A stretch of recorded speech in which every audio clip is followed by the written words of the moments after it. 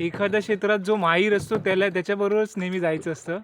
तर माझा गाईड या क्षेत्रात खूप माहीर आहे कायाकिंगमध्ये, म्हणून मी त्याच्याबरोबरच आलो आहे. काय रे नाव सांग रे? यतीश खोत. आणि वय वर्ष? वय वर्ष किती?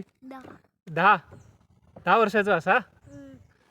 माझा गाईड 10 वर्षाचा आहे, पण त्याला इकडचं संपूर्ण चप्पा माहिती आहे. म्हटलं कुठल्या गुहेतनं कुठे जायचं आहे, या साईडला कुठे जायचं आहे.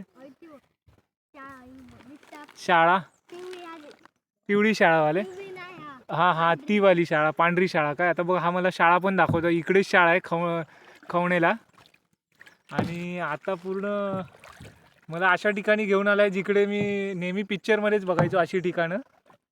बघा आजूबाजूला बघा संपूर्ण झाडी आहेत आणि मध्ये आम्ही दोघेच आहोत.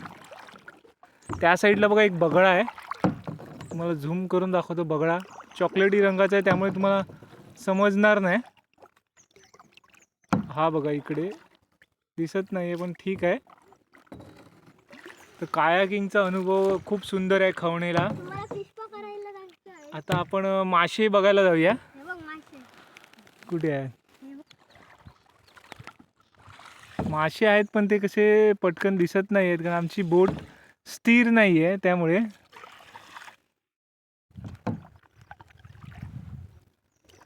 ठीक आहे. पान मांजर आहे काय की काय?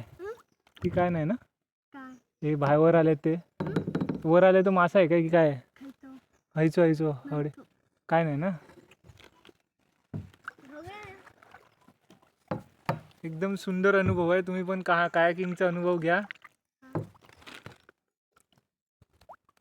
आता आम्ही मासे बघायला जातो. या साईडला मासे आहेत.